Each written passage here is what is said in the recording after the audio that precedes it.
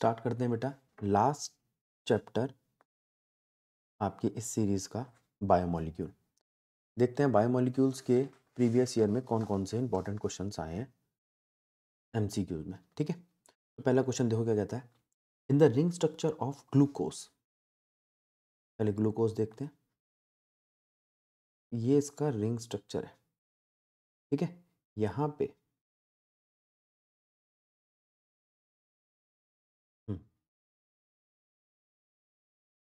यहाँ पे इसका ऑक्सीजन है, लगा दिया।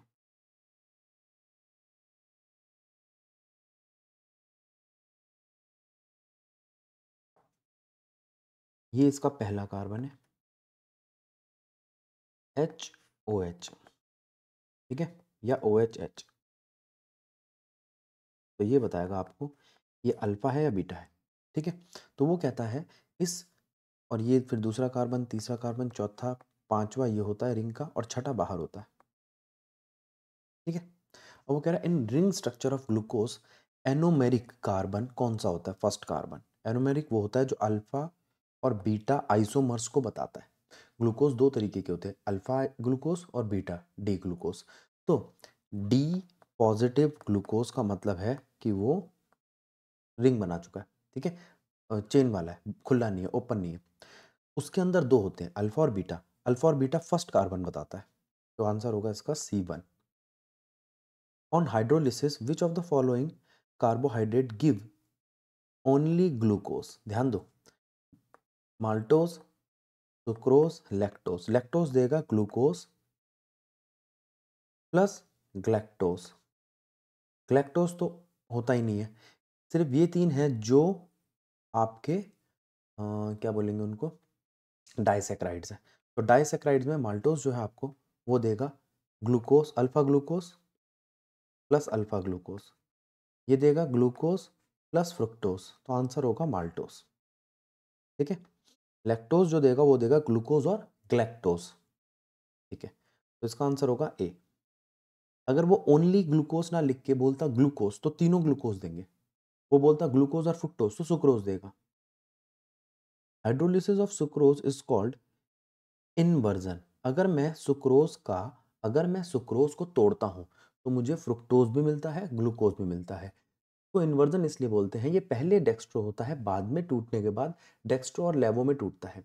लेकिन अगर हम देखें तो लेवो का इफेक्ट ज़्यादा होता है, इसलिए नेट जो होता है वो लेवो में कन्वर्ट हो जाता है। ठीक है, तो ग्लूकोज अपने आप को डेक्स्ट्रो से सुक्रोज अपने आप को डेक्स्ट्रो से टूटने के बाद लेवो में कन्वर्ट कर लेता है, इसलिए उसे इन्वर्जन कहते हैं। इन्वर्ट शुगर भी कहते हैं इसको हम। ठीक है, आगे देखते हैं, देखता हूँ अगर ऊपर मिल जाता है ये इन्वर्ट शुगर, मैं दिखा देता हूँ।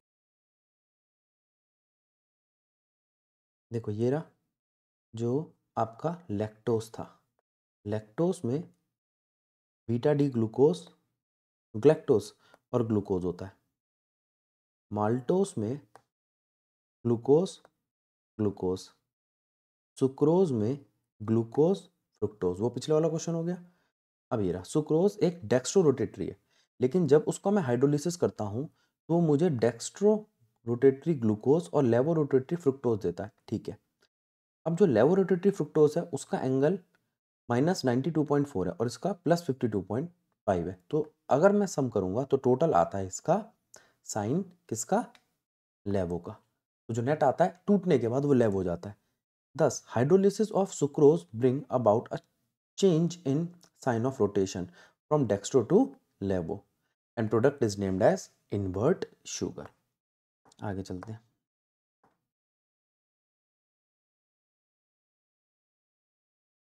Which of the following statement is not true about glucose? क्या ग्लूकोज एक एल्डोहेक्सोस है? हाँ जी है। ऑन हीटिंग HI के साथ क्या वो एन हेक्सेन देता है? हाँ जी देता है। It is present in pyranose form?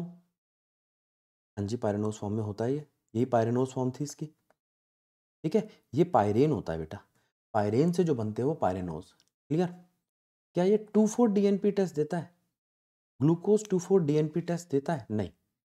ठीक है, 2,4 DNP टेस्ट वो देगा जिसके पास CO होगा। ठीक है, तो अगर ये क्लोज्ड फॉर्म में है तो ये 2,4 DNP टेस्ट नहीं देता, तो इसका आंसर होगा डी। आगे, which of the following acid represent vitamin C? Ascorbic acid.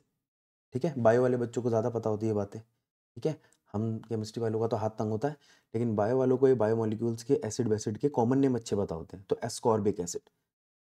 आगे, the specific sequence in which amino acids are arrange in protein is called primary structure. उस स्पेसिफिक सीक्वेंस को हम कहते हैं पेप्टाइड लिंकेज, जिसके अंदर अमीनो एसिड्स अपने आप को अरेंज करते हैं। The vitamin which can be stored in our body. देखो, जो हमारी बॉडी में स्टोर होता है वो होता है कीड़ा, ऐसे करके याद कर लो। ये होते हैं ऑयल सॉल्युबल। जो ऑयल सॉल्युबल होते हैं वो हमारी बॉडी में स्टोर हो जाते हैं। जो वाटर सॉल्युबल होते हैं वो हमारी बॉडी से बाहर निकल जाते हैं, स्वेटिंग से या यूरिन से पास आउट हो जाते हैं। तो इन चारों को छोड़ के जो भी है, जैसे vitamin B, vitamin C, B की भी अच्छी खासी रेंज है, B1, B2, B12, B6, तो विटामिन डी तो ऊपर चला गया, के भी ऊपर चला गया। ठीक है, तो बी और सी आप ले लो, ये दोनों के दोनों वाटर सॉल्युबल होते हैं और इनका हमारे को रूटीन से खाना ज़रूरी है, डे टू डे अपनी न्यूट्रिशन में डालना ज़रूरी है, जिससे हमारी बॉडी में इनका इनटेक चलता रहे। अगर ये बाहर जाते भी है तो हम बार बार खाते रहें। तो आपने सुना होगा विटामिन सी आँख के लिए अच्छा होता है, उसके लिए हमें आंवला वगैरह खाना चाहिए। ठीक है, आगे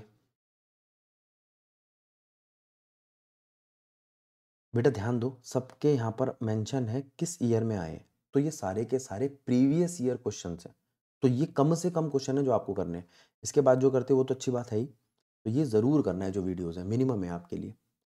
एक alpha helix is a structural feature of, alpha helix किसका स्ट्रक्चरल फीचर है? सुक्रोज का, पॉलीपेप्टाइड चेन का, न्यूक्लियोटाइड का, या स्टार्च का? पॉलीपेप्टाइड चेन का कह सकते हो आप। ठीक है, अल्फा हेलिक्स और बीटा प्लेटेड, अल्फा हेलिक्स और बीटा प्लेटेड प्रोटीन के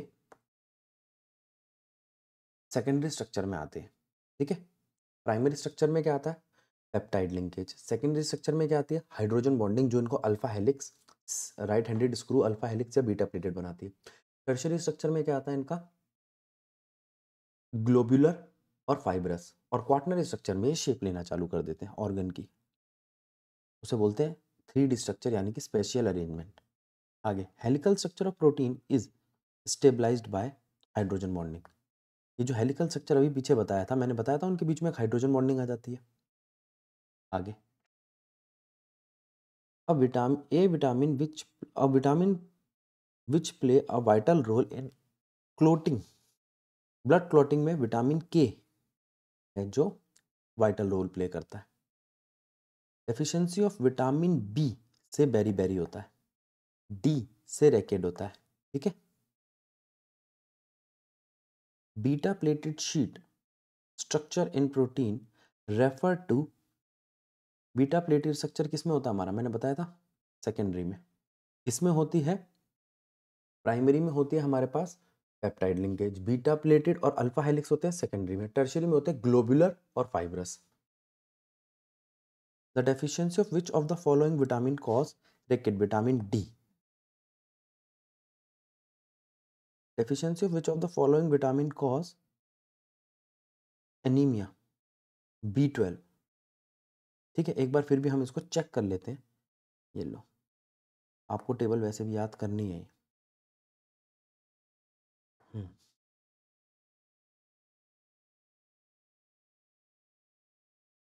ये रही टेबल।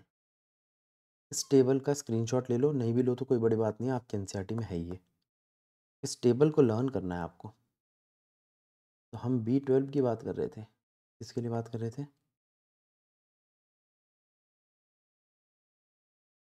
ये रहा B12 और ये रहा एनीमिया। ठीक है, इस चैप्टर में याद करने वाली चीज़ें बहुत सारी, तो कभी कभी मैं भी गलती कर देता हूँ, इसलिए मैं क्रॉस चेक कर लेता हूँ। ठीक है, इसका मतलब यह है इस टेबल को याद करना ज़रूरी है। आप भी याद कर लीजिए, इसका स्क्रीनशॉट लीजिए, उसको लर्न कीजिए। आपने देख लिया कितने क्वेश्चन आ गए, एक और आ गया लो। The deficiency of which of the following vitamin cause scurvy. अब स्कर्वी किससे होता है? विटामिन ए से। देखते हैं एक बार फिर भी।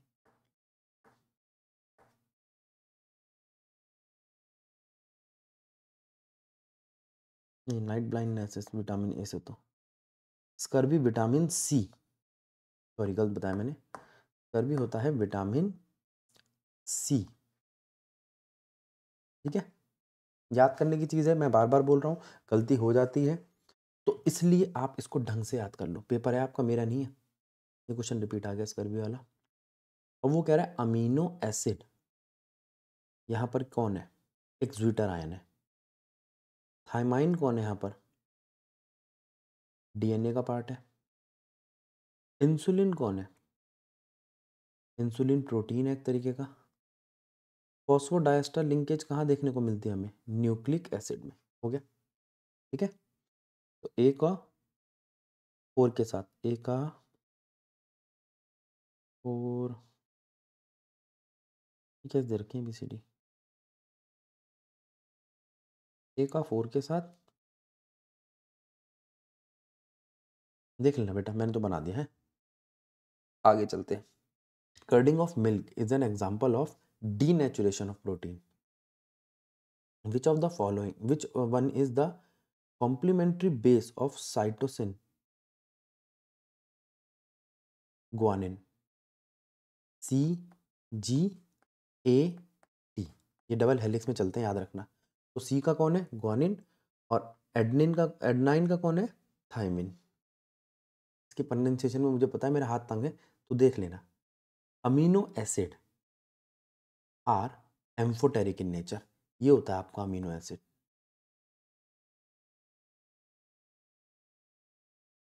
इस आर में आप कार्बन की चेन ले लो। अब ठीक है, ये दिखाएगा आपका बेसिक नेचर और ये दिखाएगा आपका एसिडिक नेचर। ठीक है, तो ये ज्विटर आयन भी बनाते हैं।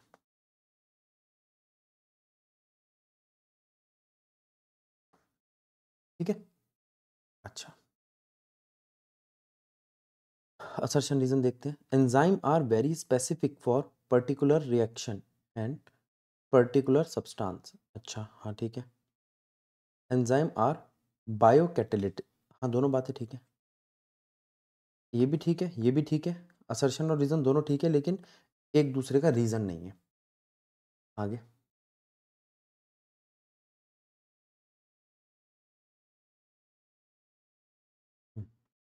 देखो, क्वेश्चन नंबर 17 देखो। Assertion, the backbone of DNA and RNA molecule in a chain consisting heterocyclic base pentose sugar and phosphate. बात ठीक है।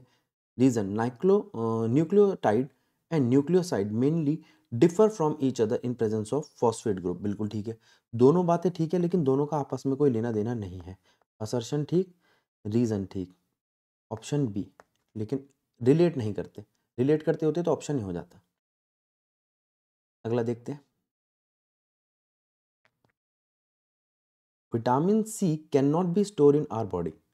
हाँ, अभी मैंने बताया था ये पानी से निकल जाता है, पानी में सॉल्युबल होता है। Vitamin C is fat soluble, ये बात गलत है, ये बात ठीक है। Assertion is correct, reason is wrong. Protein are poly proteins are polymers of alpha amino acid connected by peptide bond. ठीक है। Tetra peptide contain 4 amino acid like 4 peptide bond. अब देखो, असर्शन और रीजन, यहां पर असर्शन तो बिल्कुल ठीक है,